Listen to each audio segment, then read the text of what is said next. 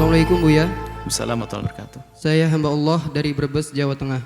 Allahumma sholli ala Sayyidina Muhammad wa ala ali Sayyidina Muhammad. Saya mau bertanya Buya.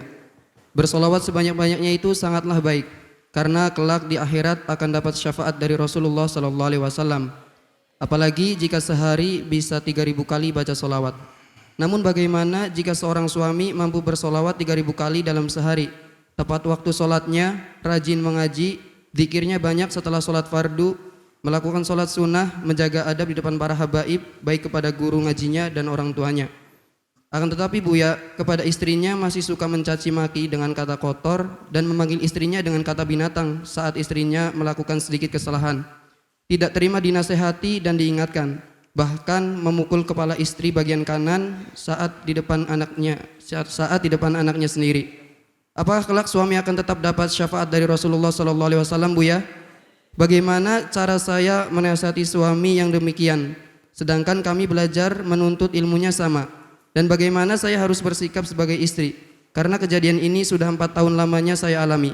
Saya hanya bisa bersabar dan berhusnudzon kepada Allah, bahwa Allah maha membolak-balikan hati hambanya.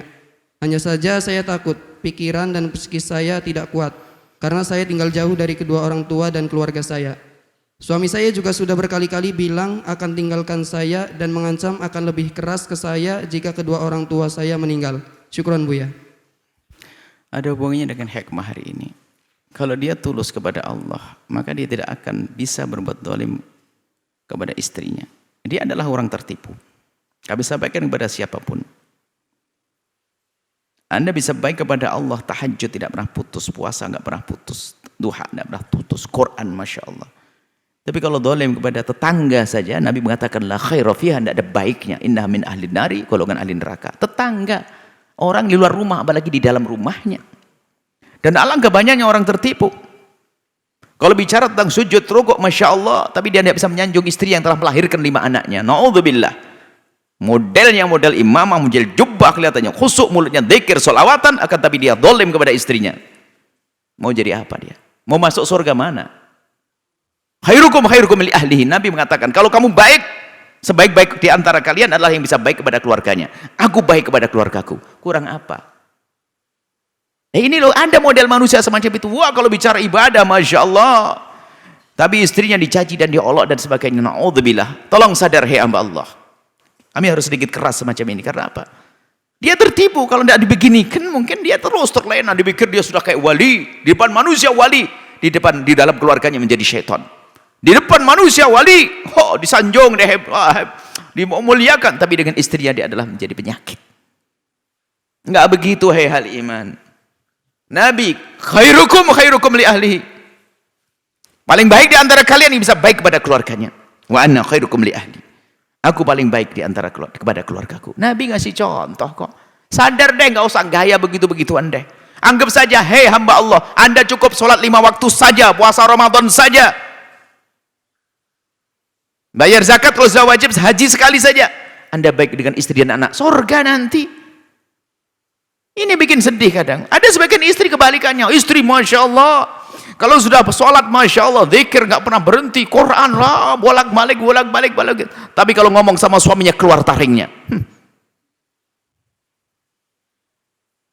Tidak begitu, hai hamba Allah. Dengar ini. Senyummu kepada istrimu juga bagian daripada ibadah yang bisa mengalahkan daripada ibadah sunnah yang lainnya.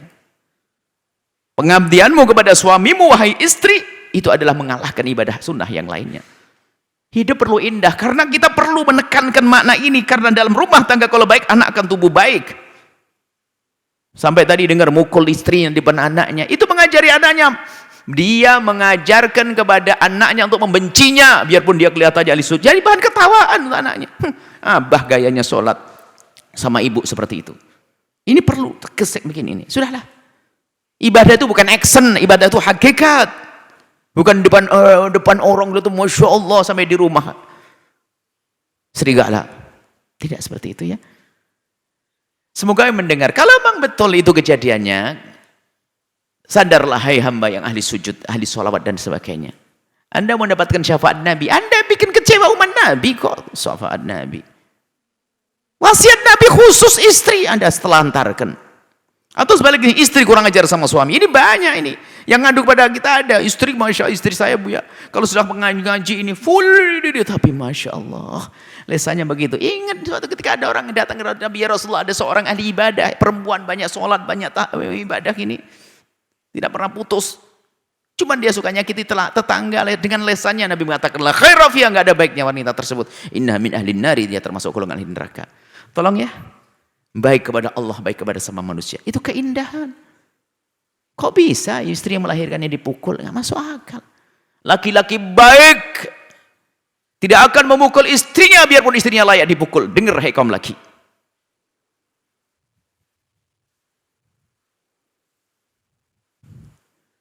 Perempuan yang baik tidak akan mencaci istri suaminya biarpun suaminya layak dicaci. Kita ingin hidup indah. Bukan caci maki, bukan olok-olokan. Ini manggil istrinya binatang.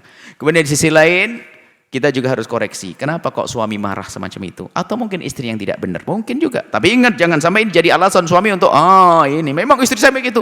Biarpun istri ingat. Istri biarpun layak dipukul, tidak pantas seorang laki-laki memukul. Cuman ini kita ajari koreksi diri. Bisa saja seorang suami mudah marah dan sebagainya. Karena leletnya seorang istri, karena tidak baiknya seorang istri dan seterusnya. Tapi kita nggak perlu ngoreksi ke situ dulu, kita koreksi diri. Aku sebagai seorang suami, aku sebagai seorang istri. Sudah selesai. Sedih kalau dengar begitu, sedih. Bagaimana? Ibadahnya apa? Mana ibadah yang Anda fahami? Hei yang tadi ahli sujud, ahli sholawat Anda. Apa yang Anda maksud?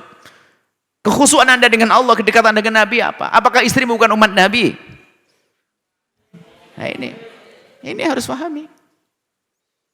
Semoga ini didengar oleh yang semua yang punya masalah, semoga didengar. Sehingga menjadi baik semuanya, setelah itu bahagia semuanya. Oh indah umat Nabi Muhammad bahagia. Nggak ada yang mencaci, nggak ada yang mengolok, nggak ada zalim, adalah indah dan indah. Wallahu a'lam bissawab. Oh untuk istri. Nasihat buat istri Anda, tingkatkan kesabaran Anda. Ada pahala di hadapan Allah. Lihat, kemudian sudahlah Anda khusnudzan. Jangan sampai suami Anda yang dengan ibadah baik lalu masuk neraka gara-gara Anda. Lapangkan hati Anda, maafkan. Maka dengan maaf itu seperti obat bius bagi Anda sehingga Anda nggak akan masuk depresi lagi. Jangan terus Anda tekan, maafkan, itu adalah suamiku apapun bentuknya. Semoga sholatnya juga ngalir kepadaku. Semoga sholawatnya ngalir. Anda hibur hati Anda dengan itu, maka depresi akan terhindar dari Anda. Selesai ya, insya Allah Anda lapang hati, maafkan, tingkatkan kualitas pengabdian Anda, pengorbanan Anda, dan pelayanan Anda kepada suami. Insya Allah nanti ada perubahan. Kalau ternyata suami tetap seperti itu, nah ibadah Anda wahai istri, ibadah Anda yang mengalahkan dari sunnah-sunnah yang lainnya adalah meningkatkan kesabaran Anda kepada imam Anda, suami Anda yang saat itu tidak baik. Sebab urusannya pribadi, bukan suami Anda mencuri, bukan suami Anda mabuk. Urusannya pribadi dengan Anda. Berbeda kalau suami Anda melakukan keharaman, Anda boleh mengangkat suara dan marah. Tapi urusannya pribadi dengan Anda lebih mudah, tinggal Anda lapang dada, memaafkan, Allah angkat derajat Anda. Wallahu a'lam bishawab. Sahabat Al-Bahjah TV, setelah menyaksikan video ini, jangan lupa bersolawat kepada baginda Nabi Muhammad. Shollu ala Nabi Muhammad. Allahumma sholli alaihi wa ala alihi wa sahbihi.